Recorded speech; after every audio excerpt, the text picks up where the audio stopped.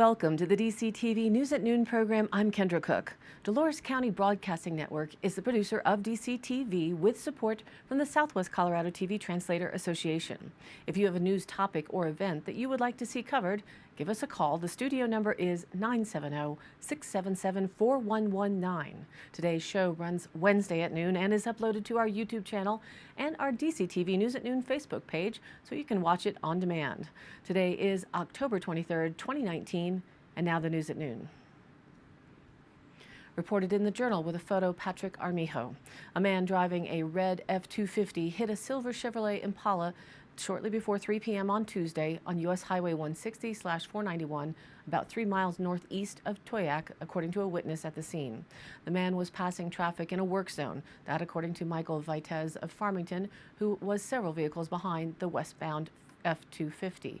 Quote, "A mile and a half back, he passed me on the shoulder. He sideswiped a guardrail, thought he was going to take the front off my van. I was going 65 and he passed me like I was standing still," Vitez said. Colorado State Patrol Sergeant James Saunders said the driver of the pickup hit a car in Cortez shortly before this crash. Saunders, who said he did not have the names of the drivers, said a man driving the silver Impala suffered serious injuries and was flown by helicopter to San Juan Regional Medical Center in Farmington. The man driving the F-250 was taken by ambulance to Southwest Memorial Hospital in Cortez, he said. Saunders said the red pickup, which was westbound on the section of highway, crossed the center line of traffic in a work zone and hit the eastbound silver Impala head-on. The call reporting the crash came to the State Patrol at 2:55 p.m., Saunders said. Another eyewitness, DJ Ewing, who was from Louisiana and was headed to Texas, also said the driver of the red pickup was trying to pass traffic in the work zone. Quote, "He passed everybody. He was smoking," said Ewing, who was parked on the side of the highway when the red pickup came through. The Durango Herald reported on funding for rural police with a photo, Shannon Mullane. Millions of federal dollars are being withheld from local law enforcement agencies, including some in southwest Colorado, where states or individual communities have butted heads with the U.S. Department of Justice over immigration policy. In 2017, the Department of Justice said law enforcement agencies must meet 2 immigration-related requirements to receive funds from the federal grant program. Colorado sued the DOJ in March, alleging the requirements are unconstitutional. In the meantime, the federal funds have been withheld from Colorado agencies, meaning rural agencies are being deprived of millions of dollars, according to state and local agencies. Quote, "Smaller, rural jurisdictions look forward to the availability of this money every year, simply because they don't have the budgets to be able to support the modernization of their agencies," said Joe Thome, director of the Colorado Division of Criminal Justice. To receive the funds, the Department of Justice requires states, communities, and individual agencies to notify the U.S. Department of Homeland Security 48 hours before releasing undocumented immigrants and to allow DHS officials into jails to question inmates about their immigration status. If recipients like courts, correctional facilities, and law enforcement agencies do not meet these requirements, they may not receive funds. In its lawsuit, Colorado argued that withholding the funds violates the 10th Amendment, along with other statutory violations, which says the federal government is not permitted to, quote, "commandeer or compel state and local officials to enforce federal laws." Law enforcement agencies receive the funding for equipment like radios, staff positions, and community programs by applying to the Edward Byrne Memorial Justice Assistance Grant Program that's offered through the Bureau of Justice Assistance in the DOJ. Since 2017, Colorado has dispersed about $537,000 of federal funds to law enforcement agencies. In La Plata, Montezuma, and Archuleta counties, 4 agencies are waiting on more than $200,000 from their 2017 and 2018 funding applications. The move to freeze funds set off a flurry of lawsuits from around the country. Colorado's lawsuit is pending in federal district court in Denver. The DOJ filed a motion with the court to dismiss the case, and on Monday, the Colorado Attorney General's office filed a motion with the court asking it to rule in favor of the state. It's unclear how long it will take for the court to issue a ruling. The Colorado Division of Criminal Justice said if Colorado wins its case, the agencies will receive all of the backlogged funds. A release from Senator Gardner's offices yesterday. U.S. Senators Cory Gardner, Republican from Colorado, Tammy Baldwin, Democrat from Wisconsin, Jerry Moran, Republican from Kansas, and Jack Reed, Democrat from Rhode Island, introduced the National Suicide Hotline Designation Act, a bipartisan legislation to designate a 3-digit phone number for a national suicide prevention and mental health crisis hotline and ensure states have the flexibility to strengthen local crisis call centers. 988 would be the designation. The current National Suicide Prevention Lifeline and Veterans Crisis Line are 10-digit numbers, which is a barrier to Americans in crisis seeking support. Congressman Chris Stewart, Republican from Utah, and Seth Moulton, Democrat from Massachusetts, are leading companion legislation, bipartisan, in the House of Representatives. Quote, "We must do more to destigmatize access to mental health resources and prevent suicides in our country. Approximately every 7 hours, a Coloradan dies by suicide. As the father of 3 young Coloradans, it breaks my heart to know that youth suicide rates have increased by 58% in the last 3 years," said Senator Gardner. If this bipartisan idea becomes law, Americans could dial a 3-digit phone number in times of any crisis, 911 for an emergency and 988 for a mental health emergency. This legislation is more than smart policy that will help save lives. It's a statement that our government recognizes the crisis and is working across party lines to address it. In America, we lose about 45,000 people every year to suicide, including more than 6,100 veterans, making it one of the leading causes of death in this country, said Senator Baldwin. We need to do everything we can to prevent suicide, and that means improving the tools we have to help people who are suffering from depression or other mental health issues. I'm proud to introduce this bipartisan legislation to make it as quick and easy as possible for Americans in crisis to get the help and support they need through the National Suicide Hotline. American Foundation for Suicide Prevention CEO Bob Gebbia said, "The American Foundation for Suicide Prevention, AFSP, applauds Senator Gardner's efforts to establish a national 3-digit suicide prevention hotline. Having an easy-to-remember number will ensure that individuals across the country who are in emotional distress will have ready access to crisis services that can save lives. If you are in a car accident, you don't have to remember a 7-digit number to get immediate help. A mental health emergency should be no different," said National Alliance on Mental Illness Acting CEO Angela Kimball.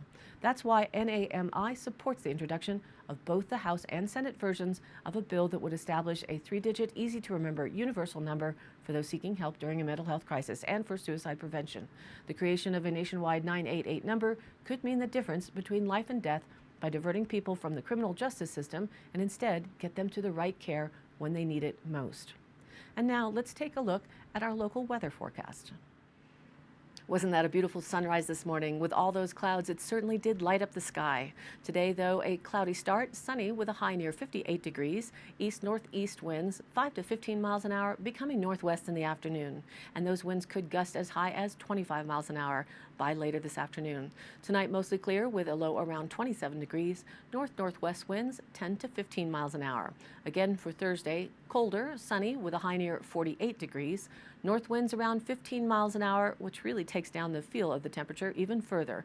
And again, we'll see potential for gusts as high as 25 miles an hour. Thursday night clear with a low around 25. North winds remain light, 5 to 10 miles an hour, with gusts as high as 20 miles an hour on the overnight Thursday. And then Friday, hopefully it'll warm up a bit and settle down with the winds. Sunny with a high near 56 degrees. Northeast winds around 5 miles an hour, becoming northwest in the afternoon. Friday night clear with a low around 29. And we still may be setting up for a spectacular fall weekend.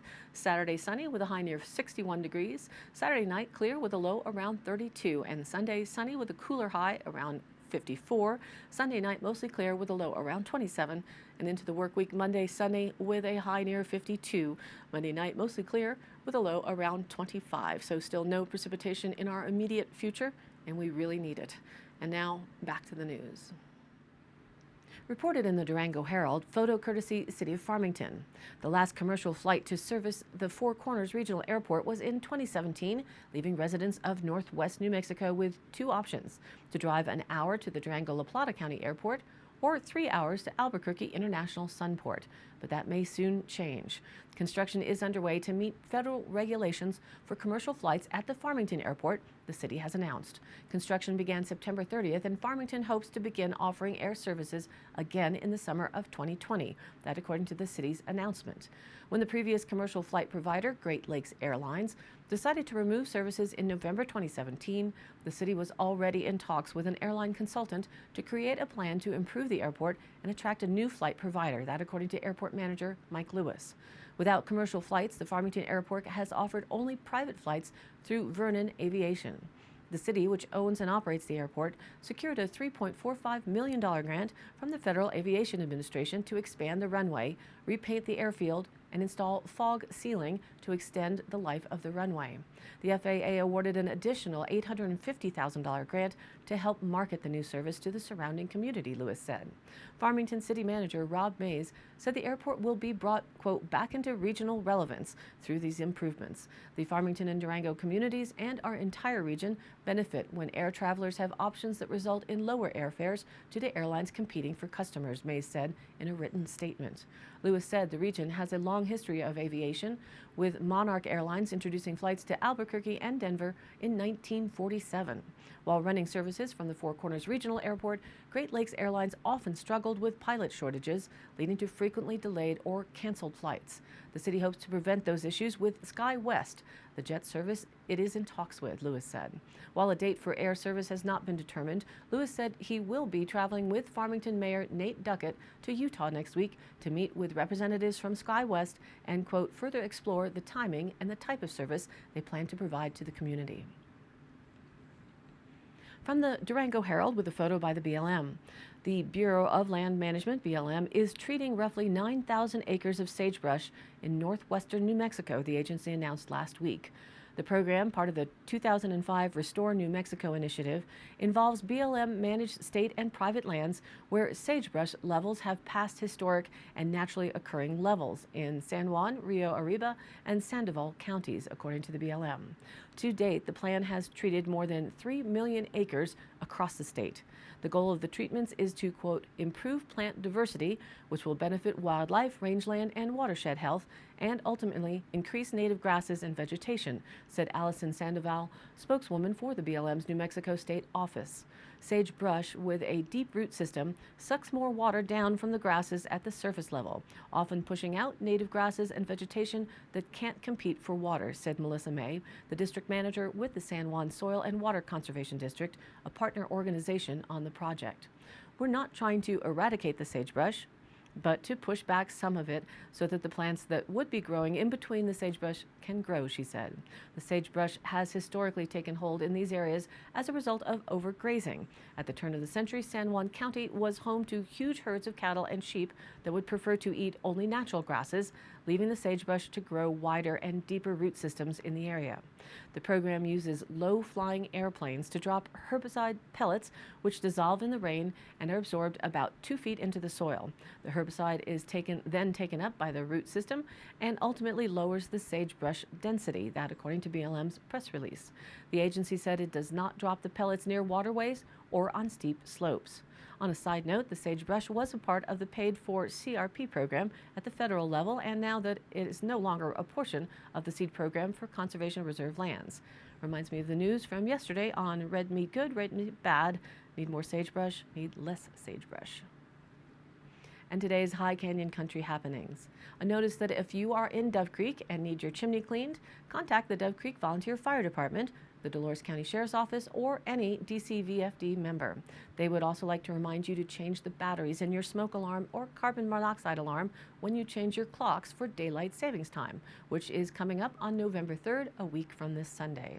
And also a reminder that the Dolores County Transfer Station has already been into winter hours. That means they are closed on Fridays. They are open just on Saturdays and Sundays from 9 a.m. to 5 p.m. The change goes back into effect at the end of April in 2020. In Dove Creek on November 2nd, the Methodist Church Chili Dinner and Silent Auction will be held at the Dove Creek Community Bazaar. The chili is served at 11 a.m. There's also pie or chili sold by the court. The Dove Creek Recreation Department is hosting the Craft Vendor Bazaar. Contact Christy Chad for vendor space or more details at 970-677-9540. And I post up all of these High Canyon Country happenings on our Facebook page, which is DCTV News at Noon, so you can look up phone numbers and dates. And we also upload the daily news to our YouTube channel, which you can search for with the same name, DCTV News at Noon. And the broadcast is also posted to the general Facebook page, where we add links to stories of interest, share other events or news, and where you can join in on the conversation too. This is your local community TV station, so if you have something you'd like to share, contact us by email. It's dcbnnews@gmail.com, or you can call us and leave a message if we're not here at 970-677-4119. Thank you for tuning in. News at Noon now airs at noon Mondays through Fridays, and then is available on demand online on our YouTube channel and posted on our DCTV News at Noon Facebook page. We would ask if you would please like us there on Facebook and share it with your friends and family. This has been a production of DCTV for the News at Noon program out of Dove Creek, Colorado, USA. I'm Kendra Cook. Thank you for watching.